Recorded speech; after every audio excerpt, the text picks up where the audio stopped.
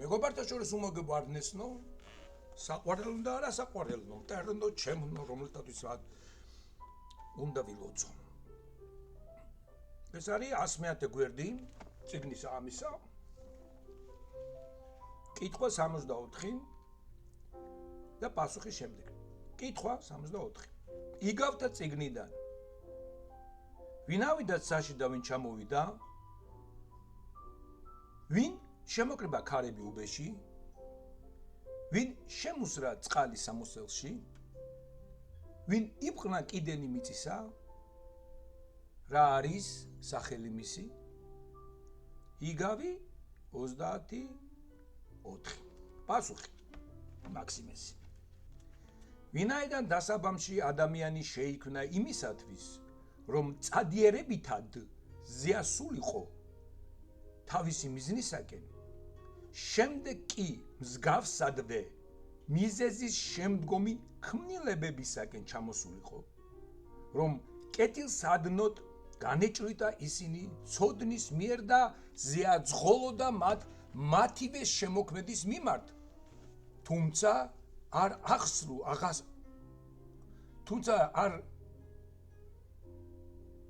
აღასრულა რა მან ეს შეცდომა აღსრულა წელი აღასრულა თუმცა არ აღასრულა რა მან ეს არამედ უწინარეს ღმერთამდე ამაღლებისა ნივთიერებისაკენ ქვე მიიდრიგა ამიტომ მოვიდა ჩვენი უფალი იესო ქრისტე მეორე ადამი რომელმაც თავის თავში შემოკრიბა ყოველივე ეფესელთა 1:10 და შედეგად ცხადი გახდა თუ რა მიზნით იყო შემოყვანილი არსებობაში პირველი ადამიანი რამე თუ თავდაპირველად ადამიანური ბუნების თანმიღების შესაბამისად აღიძრა და ზიავიდა იგი მიზეზისაკენ ხოლო შემდეგ ქვე ჩამოვიდა ღმრთების შესაბამისად და შეიმოსა მონის ხატი ფილიპეს მიმართ 2:7 ბოლოს კი კვლავ ზიავიდა ორივენი მათგანის შესაბამისად რაჟამს ამახდა იგი მკვდრეთით აღდგომის შემდეგ ამგვარად გმართებს ჩვენს უპირველესად ამაღლება ღვთისკენ და გამოწრთობა ჩვენი სულისა იმაში რომ სწორედ ღვთის მიმართ განავრცოს მან მთელი თავისი მდომა წადილი ხოლო შემდეგ მსგავსადვე ქვე ჩამოვიდეს რომ გამოიკვლიოს არსნი და განჭვრიტოს ყოველი მათგანი შესაბამისად ამ უკანასკნელთა ბუნებისა ბოლოს კი მათ მიერ ჭვრეტელობითი ცოდნის გზით კვლავაც ზიაიმახლოს თვით მათივე შემოქმედისაკენ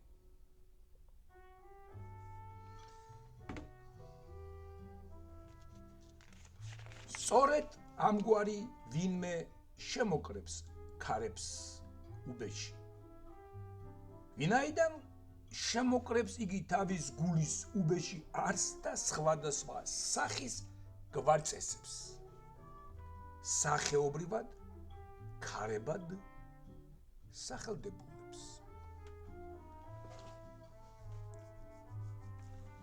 ამიტომ გამომდინარე იქიდან რომ უბე ესაა იგივე ჩიპი რაშიც როგორც ამბობენ სათავეს იღებს პირველი ჩასახულობა შესაბამისად უნდა ვიაზრებდეთ რომ ის ვინც თავისი გულის შობელობითი და მჭვრეტელებითი ნაწილის შიგნით შემოკრებს სხვადასხვა გვარწეს ამგვარი ვინმე შობს შემდეგ ღვთის ერთ სიტყვა გვარწეს ვინაიდან არს და მრავალი გვარწესი ერთამდე შემოიკრიბება ამასთან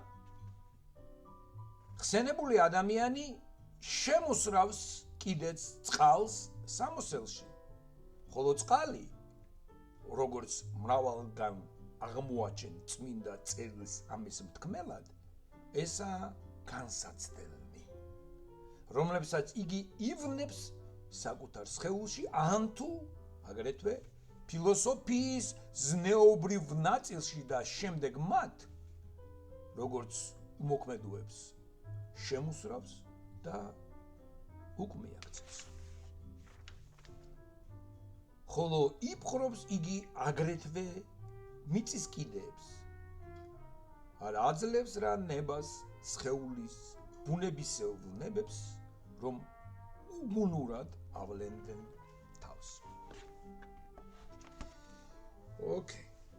ეხლა აქ ედიშერი ერთ ადგილს განმარტავს ძალიან დაწვრილებით და ჩვენ უნდა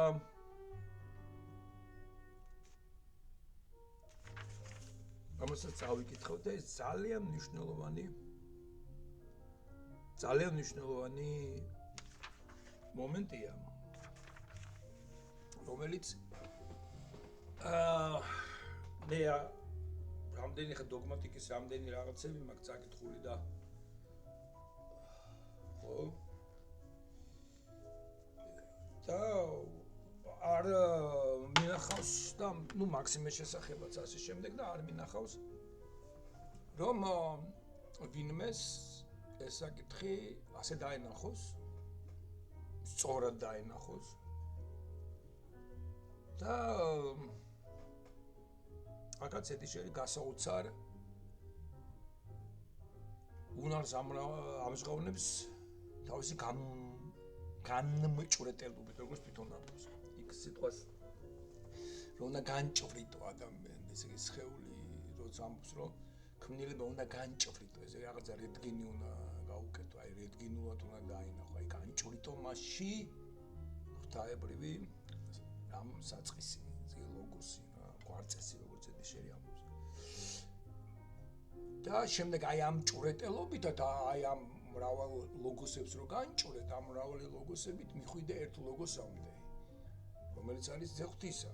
ესე იგი, ეს მრავალი საგანი ირეკლავს ზეღვთისას გამოვლინება. ეს არკის შესახებ განსაკუთრებულად კარგი სწავლება აქვს მისტაგოგიაში. მაქსიმეს. მოდით წავიდეთ ახლა ჩვენ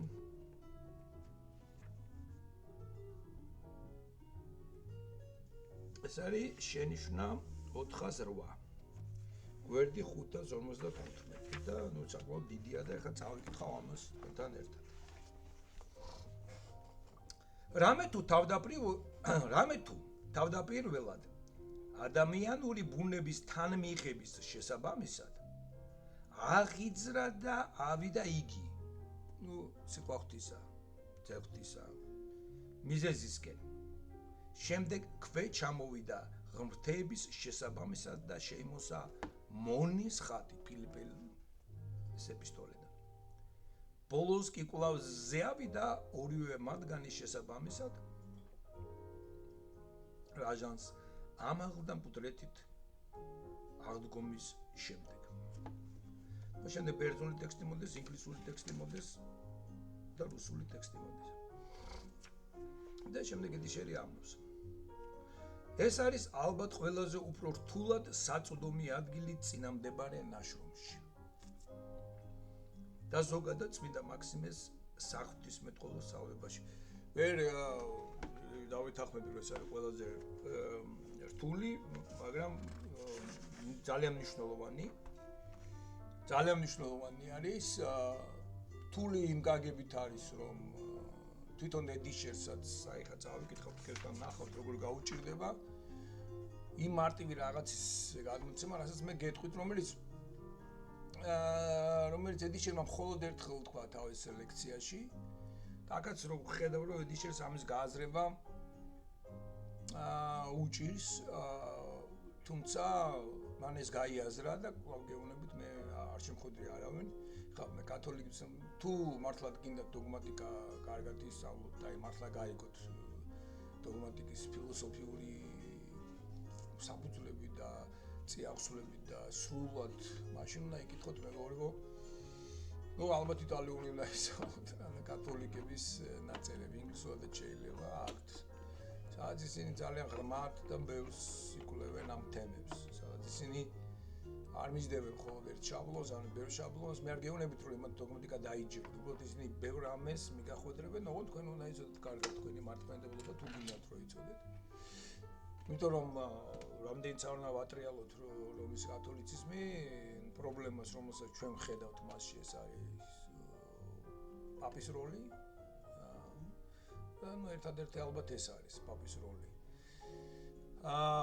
რომელიც რეალურად მართლა ნუ ჯერჯერობით გადაულახავი ბარიერია და არ ვიცი როგორ გადაილახება.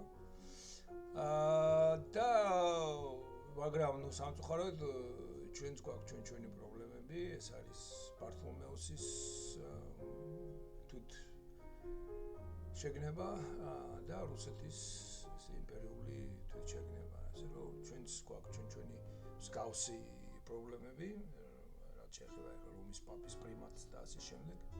ამას ეძახიან ეკლესიის ხარაჩოებს. ამის შესახებ დაწერა ჰოვორონმა მთელი წიგნი და როგორც ყურე ბოლოდროინდელი მისი მოღვაწეობა სწორედ აი ამ ეკლესიის იერარქიულ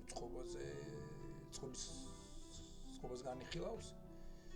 ამას გამოეპასუხა ხრისავგის, დიაკონი ხრისავგის, უბრალოდ გამოეპასუხა რაღაც ირიბად, როდესაც გააკრიტიკა ილარიონ ალფეევი, ეპისკოპოსი მიტროპოლიტი, რომელიც ჩამოაქვეითეს რაღაცა მიზეზების გამო, პედოფილიის თუ რაღაცის გამო, მაგრამ ნუ ვფიქრობ, რომ ეს რაღაც სხვა მიზეზი იყო, ეს უბრალოდ საბაბი იყო.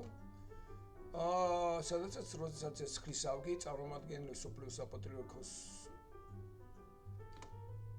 იერარქიულობის დიაკონია იქ და სოფლიო საპატრიარქოს ბართლომეოსის საყვირის იქ იყენებს ეს ხრისავგი ტერმინს სწორედ ეკლესიის ხარაჩოებს, რომელიც პირველად შემოიტანა ჰოვორონმა და რის გამოც იგი აღარ არის ადგილად მიღებადი სოფლიო საპატრიარქოს კარზე. ეს რას ნიშნავს, რომ იერარქიას უყურებენ როგორც სამშობლო ხარაჩოებს ეკლესიის თვის და არა მის არსობრივ ბუნებრივ ნაწილს. როდესაც ზედიშერისთვის ეს არსობრივი ნაწილი. რამდენადაც მე ხვდები. ხო. ასე რომ კათოლიკების შესწავლა დოგმატიზმში ისინი უფრო ფართოდ და რამდენადაც მე შევეხე ხოლმე. ეხლა აღარ ვკითხავ მე დოგმატიკას, თუმცა ეხლა ერთი წიგნი, რომელიც არის წმინდა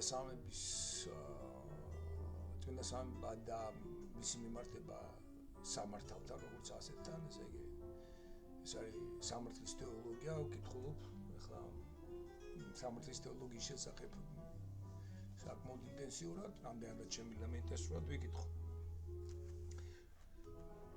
ხო, და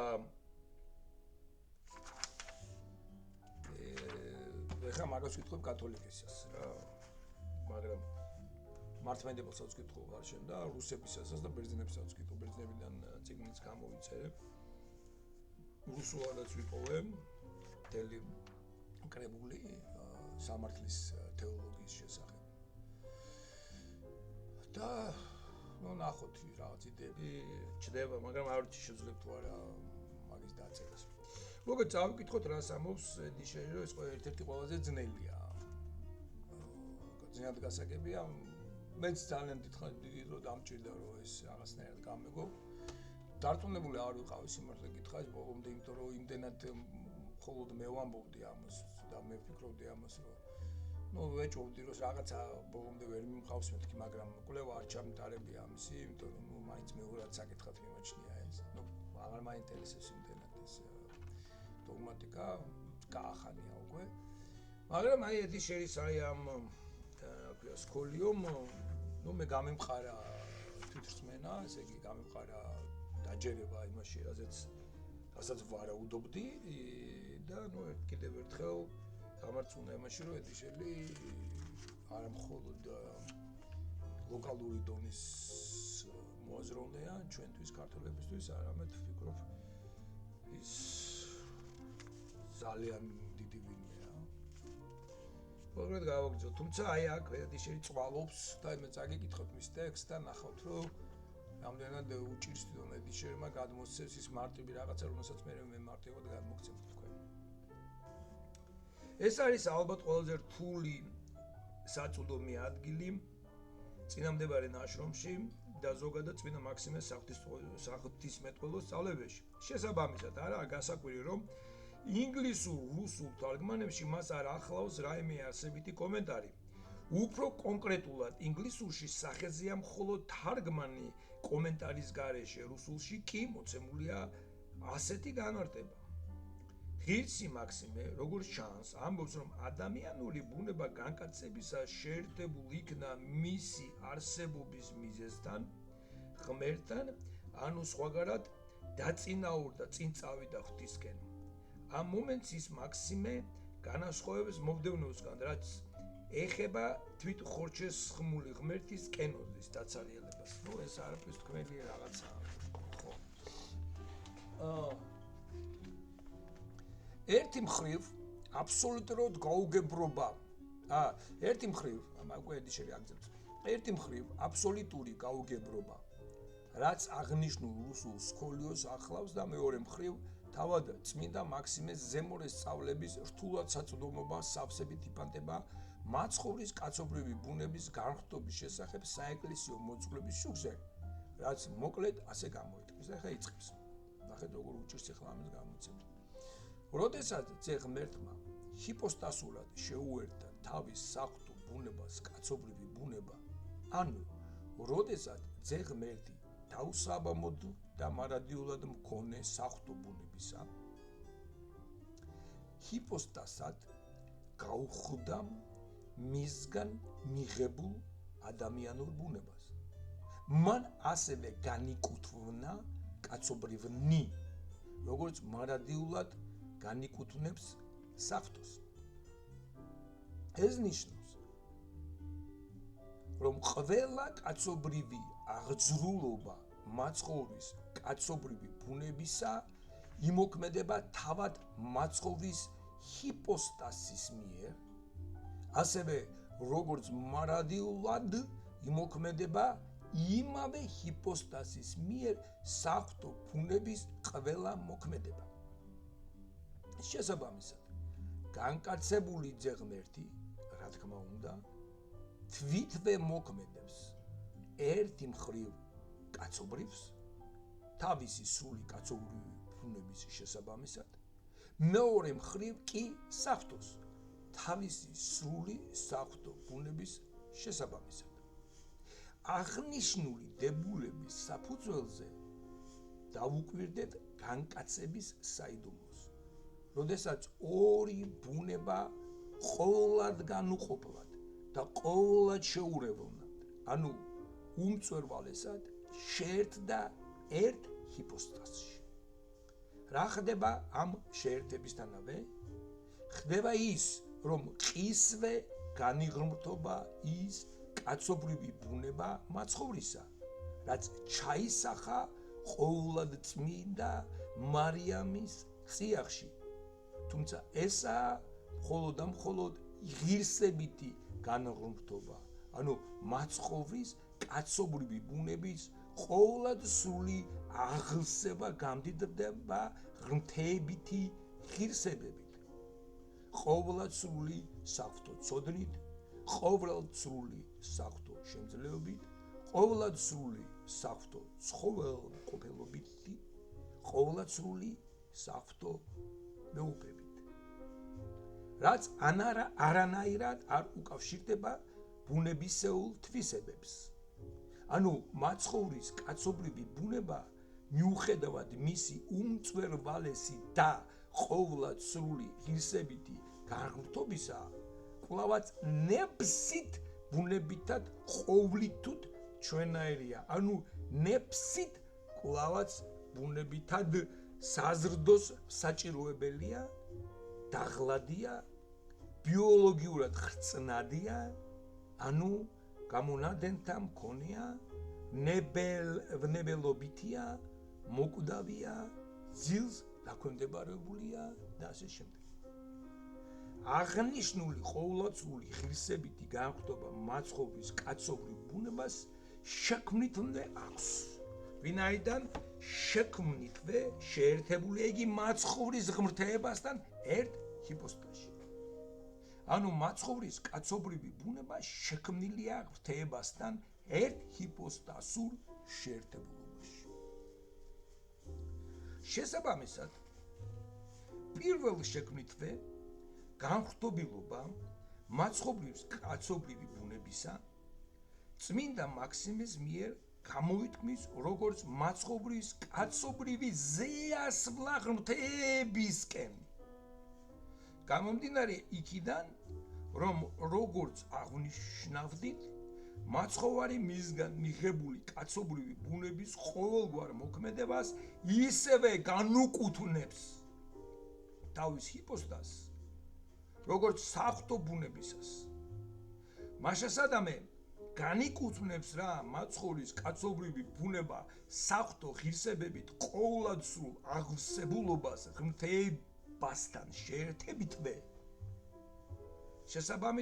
შესაბამისად ამას განიკუთვნებს თავად მაცხოვარი კაცობრივად, ანუ თავად მაცხოვარი თავისი კაცობრივი ბუნებით. ისევე როგორც შემდგომში მსგავსადვე განიკუთვნებს მაცხოვარი კაცობრივად, ანუ თავისი კაცობრივი ბუნებით შობას, ასაკში მატებას, საზრდოობას, დაღლას, ძილს, წრემლს, ოფლს, ჯვარცმას, სიკვდილს, დაფლას, აღდგომას, ამაღლებას, მეორედ მოსვლას. ამრიგად, ის უპირველესი, რაც მაცხოვრის ჰიპოსტაზში ორი ბუნების უმწვერვალესი შეერთებისას ხდება, ესაა მაცხოვრის კაცობრივი ბუნების, ანუ თვით მაცხოვრისა კაცობრივად აღვსება ღმრთეებითი ღირსებებით, რასაც როგორც ნახეთ, წმინდა მაქსიმე უწოდებს მაცხოვრის პირველ კაცობრივ ზეახსვლას ღმრთეებისკენ. ამის შემდგომია მაცხოვრის საღვთო, ანუ ღმრთეებითი მაცხოვნეობითი მოღვაწეობა ამ ქვეყნად, რაც წმინდა მაქსიმეს მიერ იწოდება როგორც მაცხოვრის ქვეჩამოსვლა ღმრთეების შესაბამისად და ბოლოს უდრეთით აღდგომისას მაცხოვრის კაცობრივი ბუნება აღდგება უკვე ბუნების და არა მხოლოდ ღირსების კვალ აღდგენითი განხრობილობით, ანუ იმგვარი ბუნებითი მდგომარეობით, რაც ადამიანს დასაბამში ჰქონდა და რაც ცოდვამ წარწმინდა. ეს ნიშნავს, რომ კვდრეთით აღდგომისას მაცხოვარი აღდგება ბუნებითად, ბუნებითი თვისებების შესაბამისად, კვლავ აღდგინებული კაცებით, ანუ უვნებობით, უკვდავებით, უხრწნადობით, როგორიცაც მაღლდება იგი ზეცად და როგორიცაც მარადის მჯდომარეა მამის მარჯვნივ.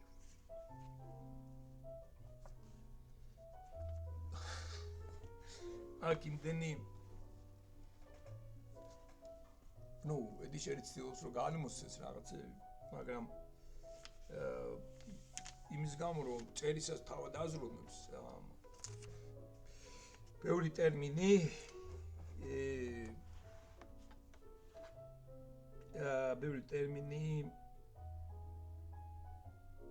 არა ზუსტია რა. განუკუთვნა ჰიპოსტაზს. თავის ჰიპოსტაზს განუკუთვნა. ჰიპოსტაზი ცალკეა რა, ნესტორიანელები ვართ თუ. ხო, მოკლედ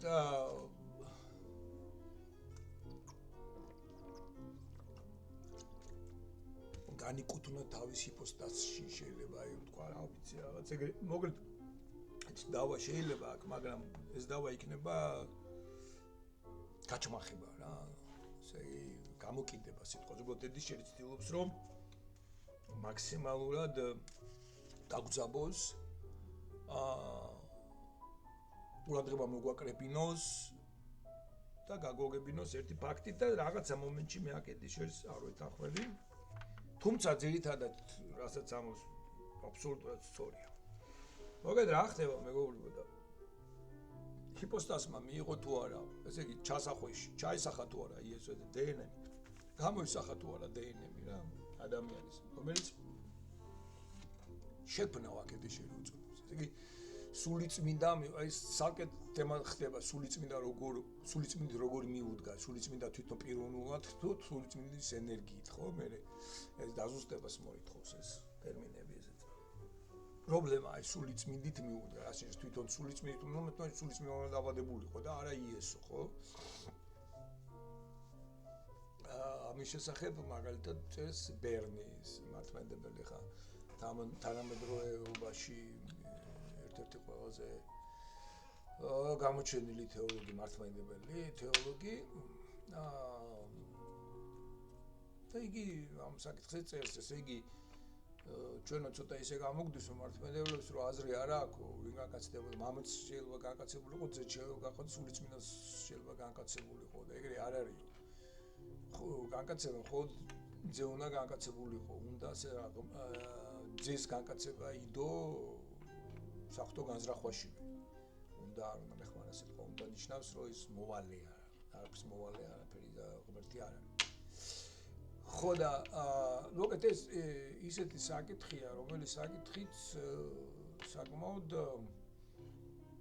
რთულია ერთი შეხედვით, მაგრამ თუ ისტორიაც მეტნაკლებად ვიცით და ესე იგი სული ისტორია და შემდეგ აი ამ ენერგიების თეორიასაც მიუდგებით შესაბამისი გულმოდგინებით, რომელიც პალამას აქვს გადმოცემული და ჩამოყალიბებული, მაშინ გამოთქმული უფრო სწორად არტიკულირებული, მაშინ უკვე ხვდებით რომ სულიწმინდა კი არ მოვიდა პირადად, არა სულიწმინდა პირადად საღვთო ენერგიებით, საღვთოობამ გამოსახა ადამიანის იმის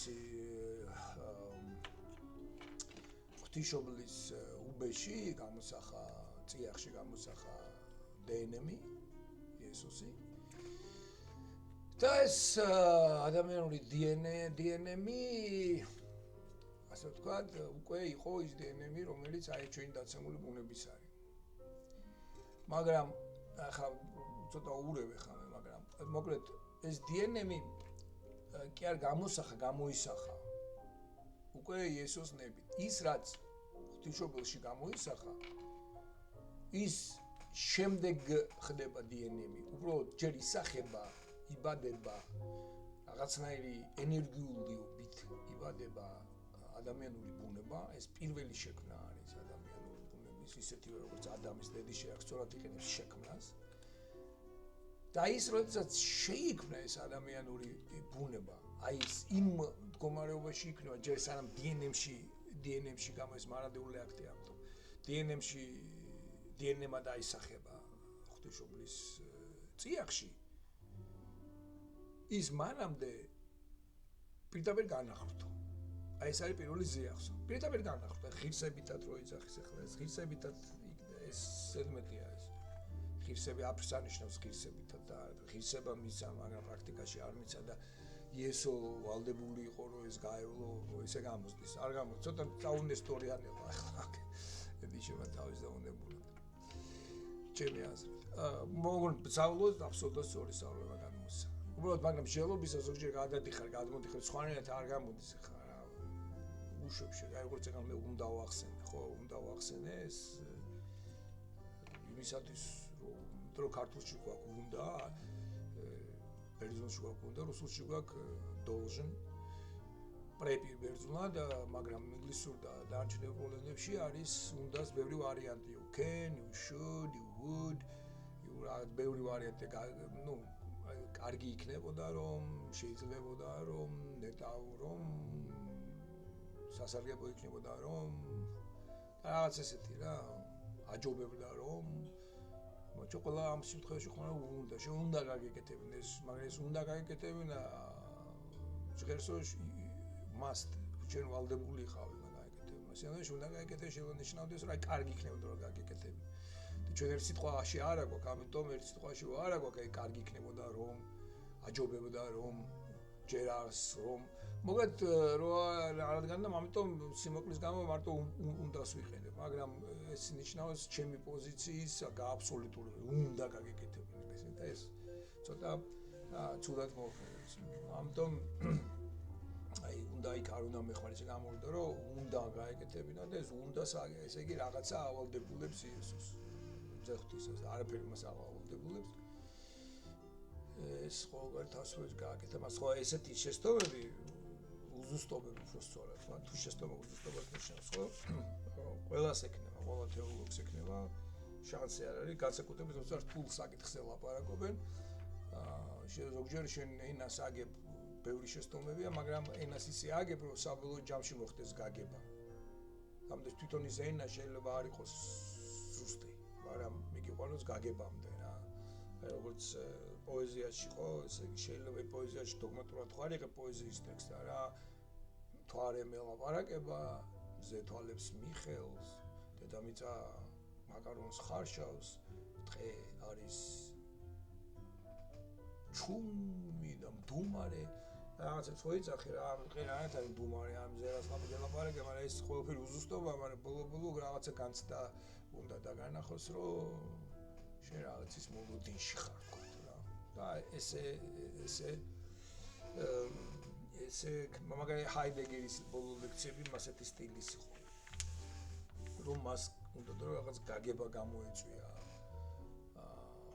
მსმენელში და ეს გაგება უნდა ყოფილიყო არა ლოგიკური იმდენად, არამედ აი ჩავარდნა გაგებაში მე მავარდაშვილი როგორც იძახის. ხო და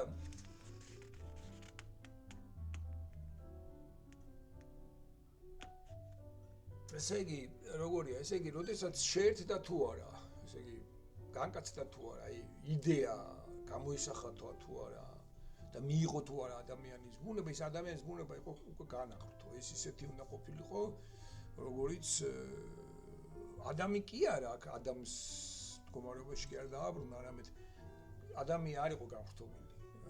მან განახრთო, დაასრულა. აი ეს მეორე ადამიანის შექმნა ეს არის დასრულება. ეს მეტრაში, ამიტომ ეს ჩვენ ვერ გვშველის. ჩვენს გასრულებას არ იწვევს. იმიტომ რომ გამოვიდოდა რომ პირდაპირ ეს შესაძლებელი იყო, ესე იგი და არ არის შესაძლებელი. ჩვენი თავისუფლების მომენტისთვის საჭირო იყო კიდე სხვა რაღაცები. განახრთო ეს, მაგრამ უკვე ადამიანის ბუნება იესოს ჰიპოსტაზია და აბსოლუტურად უკვე განხრთობილია. всё დასრულებულია სამბო. არაფერი იმას არ ჩობა ჭირდება, არაფერი არ ჭირდება, მაგრამ ეს ჩვენ და შეიძლება მე სხვანაირად ყოფილიყო, ის დარჩა მხოლოდ განგებულებითი ნაწილია რა. მაგრამ უყურე ნებითად და გამოსცეს, რომ ნებითად, უკვე ნებითად, აი ნების გამოვლენებით იესომ უკვე მიიღო ნებითად აი ჩვენი დეგრადირებული დნმ.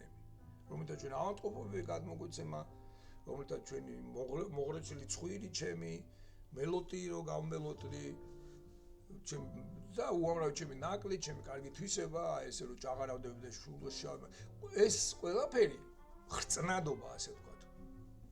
რომელიც ისახება დნ-ში, ჩემებული ხრწნადობა რო ისახება დნ-ში, აი იესომ ნებით მიიღო ეს დნმ. აი აქ ლაპარაკია ხატი მონისა მიიღო. ესე იგი, ჯერ ხო ავიდა, მე ჩამოსვლა აი რომ ხატი მონისა მიიღო, ესე იგი დნმ-იც მიიღო. ხატი. ახე? თავად მონაკი არ გახდა. წმინდა წერილი სიტყვა, ამიტომ ხატი მონისა მიიღო სამოს. მაგრამ წმინდა წერილი ჯერ კიდე ალაპარაკობს ფილოსოფიური ენით, რომელიც მე-6 და მე-7 საუკუნეში ლაპარაკობს მაქსიმე, ხო? ჯენიო პლატონიზმი დაბადებულმა. ხატი მონისა მიიღო ერთგვარი მოსახულობა, სახე. მაგრამ ეს უბრალოდ სახე კი არ არის, ამათ ეს ხატი, რომელიც მაინც არის გამტარი ღვთაებრივი პირველ სახისა. ესე ჩვენ დეგრადირებულები კი ვართ ხა, მაგრამ მაინც ხატი ვართ ღმერთის, მაგრამ არ უიგივდებით ღმერთის სახეს. ხატი ვართ. მისი სახის ხატი ვართ. ძის შესახებ მიხედით ვართ შექმნილი ხატად. ესე ხატე მონისა მიიღო. კი არ გამონდა, ესე იგი კი არ დეგრადირდა მისი განხრტობილი ბუნება, ადამიანური ბუნება, რომელიც ჰიპოსტასურად გაახდება. ჰიპოსტასი უკვე ღმერთია. უბრალოდ მე ღებულობს ხატს. ნებით ღებულ და მე ნებითშია. ნებით იბადება, ნებით როგორც ამბობს, ფსავს, ნებით ტირის, ყველაფერში არის ნება. ესე იგი, ის 3 წელიწად ნახევარი კი არის 33 წელი ნებით იტანჯებოდა, გესმით, ის სულ მისთვის ტანჯვა იყო. ის ნებით აკეთებდა ამას. ეს იყო ნებითი, ნებელობითი აქტი. იმიტომ რომ მას იმ წუთში შეიძლება შეეჩერებინა, ხო, ეხლა გავხსნით სას. ღმერთს არ ჭირდებოდა არ ჯვარზე სიკვდილი, არც ეს ყველაფერი მან მიიღო იმისათვის. იმისაც კი არა რომ აი მოქმედებინა ედიშერი რომ ამბობს. ეს ყველაფერი იმიტომ გააკეთა, რომ თუ ასე არ გაკეთდებოდა მისი საღვთოობა ადამიანის ბუნებაში არ გამოვლინდებოდა. ასე გამოდის რომ მართლა ნესტორიანობა გამოდის, იმიტომ რომ სანამ ყველაფერი ბოლომდე არ გაიარა, ნუ არ იყოს დასრულებული. ღმერთმა ვერ დაასრულა, წარმოგიდგენიათ? პურის იმას ასრულებს, კაცო, თავის ხორცად ხდის და ჩვენ. ხო და უბრალოდ ეს ნებით მიიღო მან ეს ყველაფერი. ნებით გააკეთა.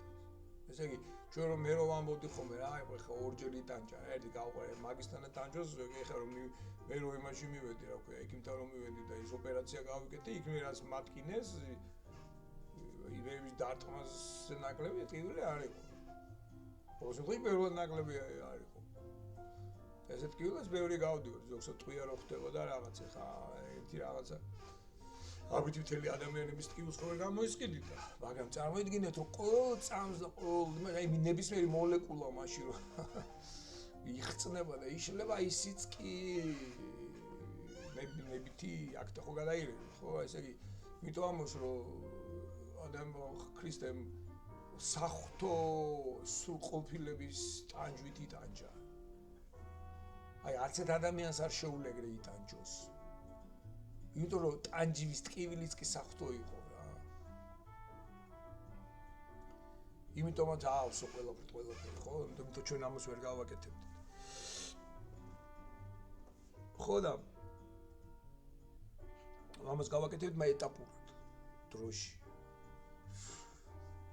და მაგ კიდე აი 33 წელიწადში ეს ყველაფერი გააკეთა ხო ეს მომენტი ედიშერს უჭირს რომ გადმოსცეს, მაგრამ ეს ესია. შევოცდები, მაგრამ ნუ მე ამიტომ ღირსებითად მიიღო ეს, არა ღირსებითად, მხოლოდ აღწერა, ასე ქვია ღირსებითად. და საქმეც ვერ მიიღო.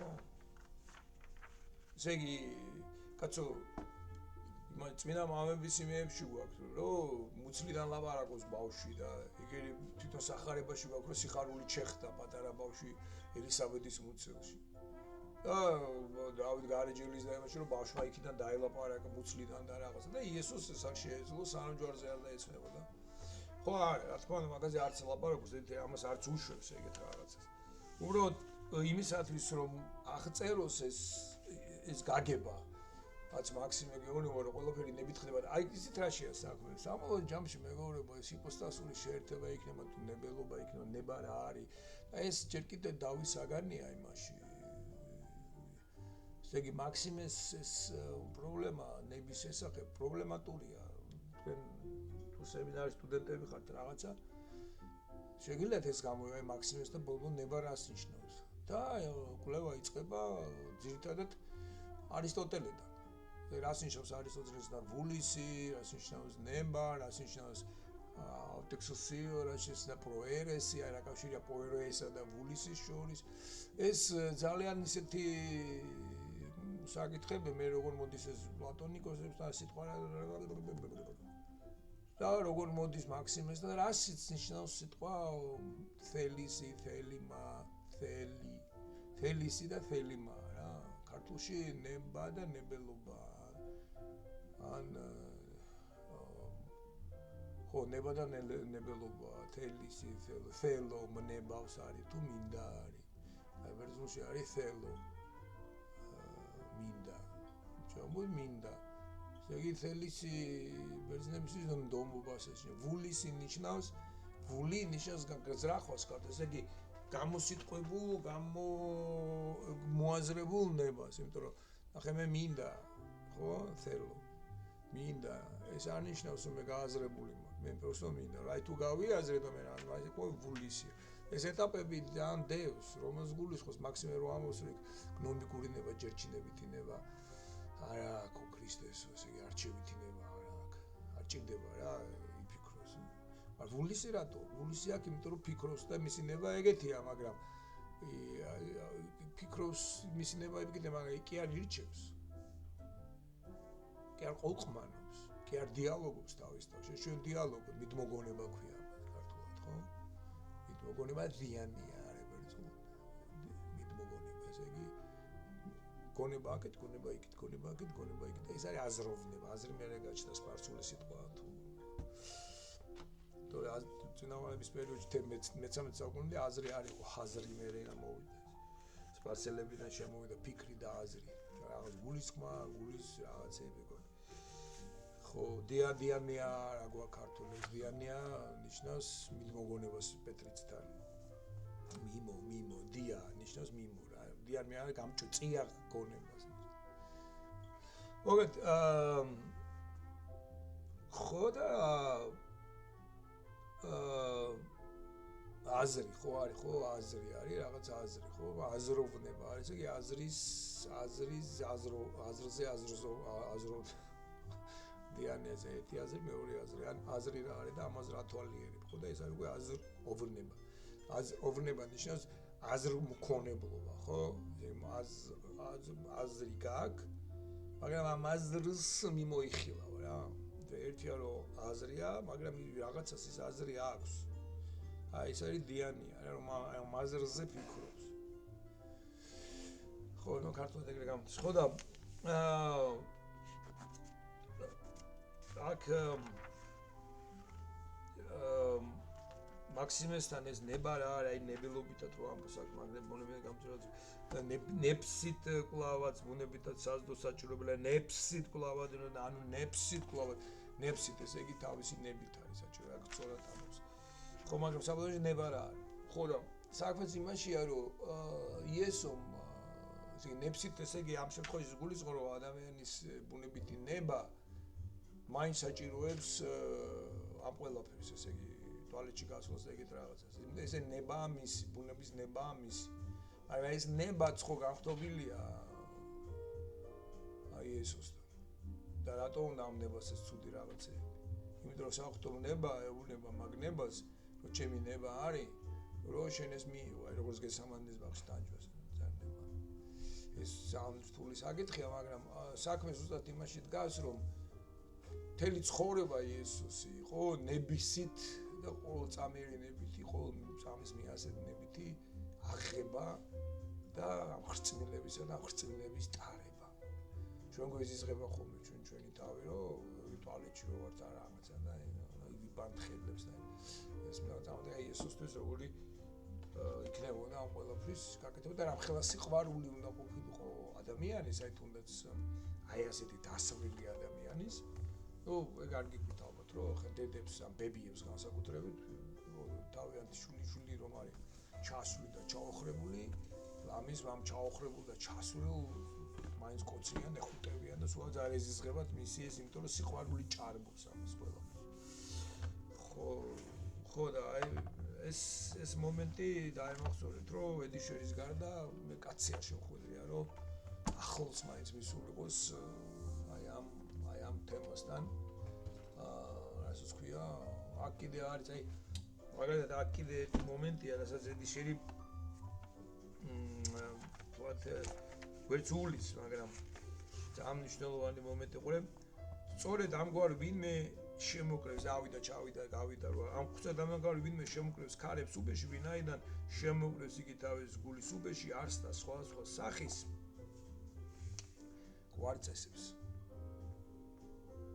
ამას მე აქ კიდე ცალკე მომენტია რომ ესე ლოგიზმო შემოდის ჩვენში ის ლოგიზმო ქარივით არის ენერგიის სახით შემოდის გესმით ენერგია ის ლოგიზმო ეხლა უყურე აი მე ბევრს ლაპარაკობენ მის შესახებ როგორ უკავშირდება მაქსიმეს ლოგოსი პალამას ენერგიის თეორიას და ზოგი ამბობს რომ ვერა კავშირი არ აქვს და მოკლედ ეს რაღაცა სტატია ქონდა მეგონი მაგ კიდე კომპიუტერში იმაში PDF-ზე მეგონი მაგ ეს არის გრიგოლი პალამასთან როგორ არის ლოგოსები და ენერგიები ერთმანეთთან რა კავშირში მაგრამ ეს მე ჩემ დისერტაციაში ვცადე და მეგონი რაღაცა დებილობა მიწერია იქ აღარ მოხსოვს რა მიწერია მაგრამ მეგონი მე მივხვდი ამას და ეს ერთხელ ჩემსა და ზურაბ კიკნაძეს შორის მოხდა ნუ გაშუალებულად მართალია კიკნაძემ არ იცოდა ვის ელაპარაკებოდა მაგრამ მოხდა ნუ ცოტა უსიამოვნება მე ძალიან გავბრაზდი მაგაზე რო არა ის შუალედი ვინც იყო ადამიანი სტატია საერთოდ არ გამოქვეყნდებოდა ესე იგი მე ვამბობდი რომ ჭორეტას ქართული სიტყვა გვაძლევს კიდევ ერთ პლუს რომელიც თვითონ სიტყვაში განზრახული არ იყო და არც ქართულებს ქონდა განზრახვად მაგრამ დაერქვა ჭორეტა არის ჭვირი არის სხივი ხო ესე იგი თითოეული ჭორეტა იმას კი არ გულისხმობს რომ აი ზოგადად ხედავ თეორია ბერძნულად არის თეორია ან ეპორასი ესე იგი ხედავ ორასი ორო ნუ ხედვა რა ხედვას ნიშნავს თეორო ხედვა და თეორო ნიშნავს აი ზოგად ხედვას ნიშნავს რა აი ხედავ და იქ უკვე აღარ არის დაწვრილებული რას ხედა აი ქართულად ჭორეტა იმის გამო რომ ჭვირიდან ესე იგი თორე სხივიდან შენ კონკრეტულ რაღაცებსაც ხედავ იმ ერთი მადლის ფონზე ეს როგორც აი მაგალითად პირველი ჩვენ რასაც ხედავთ ჩვენ ხედავთ თეთრ შუქს მაგრამ იმ თეთრ შუქში ხედავთ საგნებს იმიტომ აი თეთრი შუქის სხივები სხვადასხვანაირად ტყდება ამ საგნებზე შავი რო არის რაღაც უფრო მეტ მარტო შავი გამოდის და ჩვენ უკვე აღვქვავთ აი ამ სხივებს ამ შუქის გარდატეხილ სხივებს ფაქტობრივად ერთი შუქია ჩვენ რასაც ხედავთ ჩვენ მარტო შუქს ხედავთ ჩვენ არ ხედავთ საგნები თვალებში არ მივარდებიან ჩვენ ხედავთ ამ თეთრი შუქის სხივების გადატეხილ სხივებს არეკლის სხივებს ამ საგნებში უკან რომელსაც ეს სხივები მე მომდის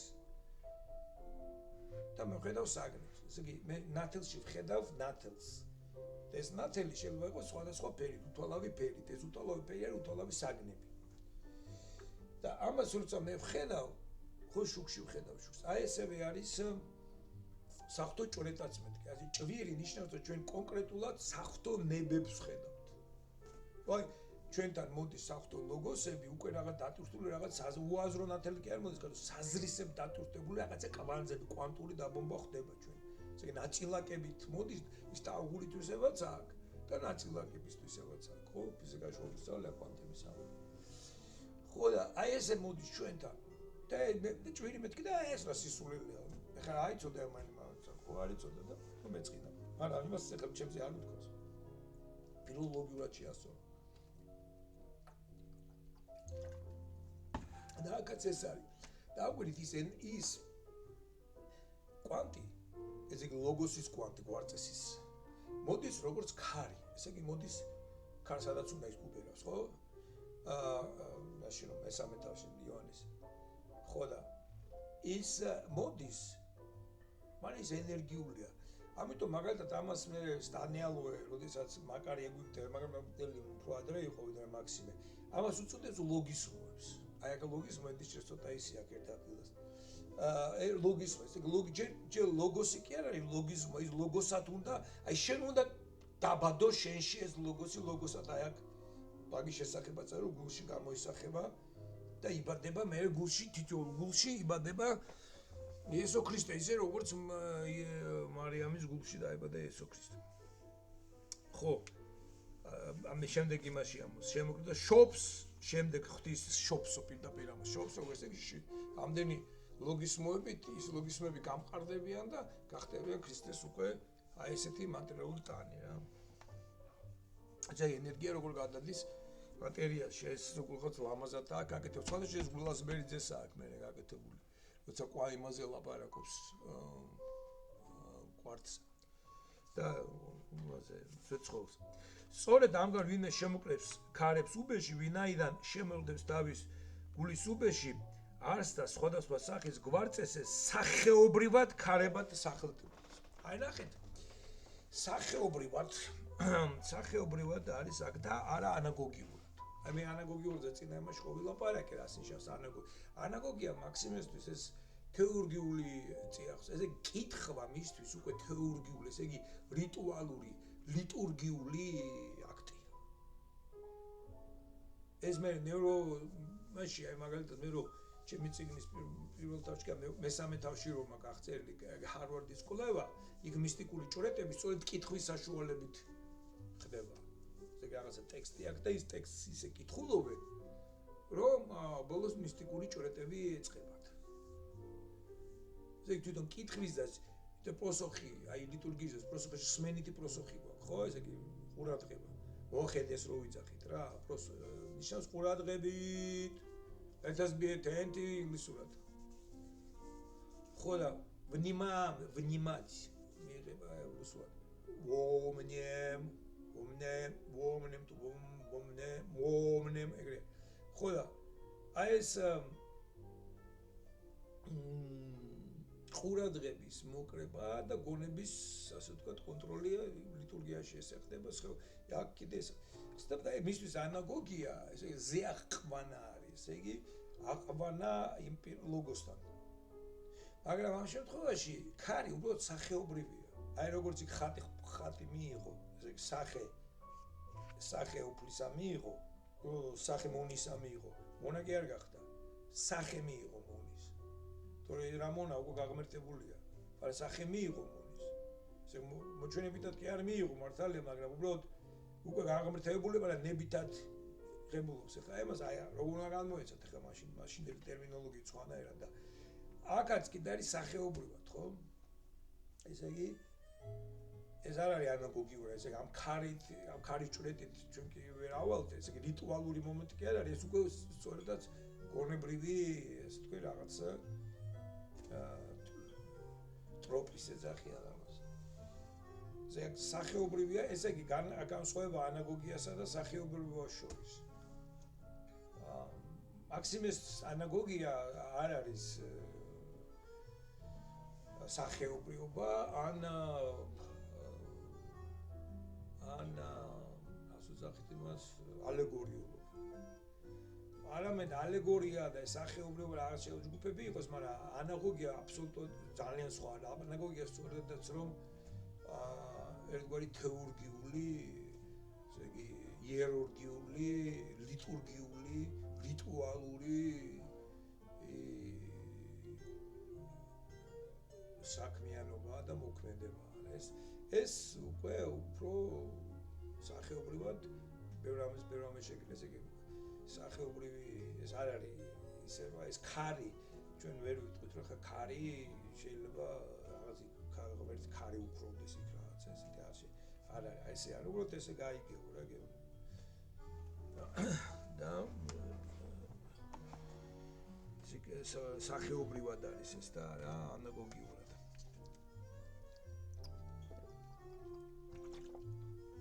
არ გეუბნება რომ და შემდეგ მოძდეს ეს ამიტომ გამომდინარე იქიდან რომ UBS-ა იგივე ჭიპი რაშიც როგორც ამბობენ სათავეს იხების პირველი შესაძლებლობა შესაბამისად უნდა ვიაზრებთ რომ ის მის თავის გულის შობელობითი და მჭვრეტელობითი ნაწილის შიგნით შემოკლეს სხვა გვარწეს ლოგოსეს ამგვარი ვინმე შობს შემდეგ ღვთის ერთ სიტყვა გვარწეს ვინაიდან არს და მრავალ გვარწეს და აი ჩანს ეს იმაში მაგალითად იაკობის ჟამის წირვაშიც და ბევრგან ჩანს რომ ჩვენ კონგრეგაციას ეგრეთ წოდოს გავართ ლიტურგიაზე ჩვენ ვშობთ იესოს აი ჩვენ ფაქტობრივად ჩვენ ეკლესიაში მაშინ იქ იშვება იესო ხორციელად სხეულებრივად აი რომელსაც მე თვითონ ჩვენ ვეზიარებთ აი ეს ურთიერთგამსჭვალობა ძალიან კარგად აქვს ეს გაკეთებული ნიკოლოზ გულაზბერიძეს ჩვენს პატრიარქს უბრალოდ კათოლიკოს რომელიც კვართის შესახებ დაწერა და ცოტა სკოლის შესახებ დაწერა საგალობლები და ქებანი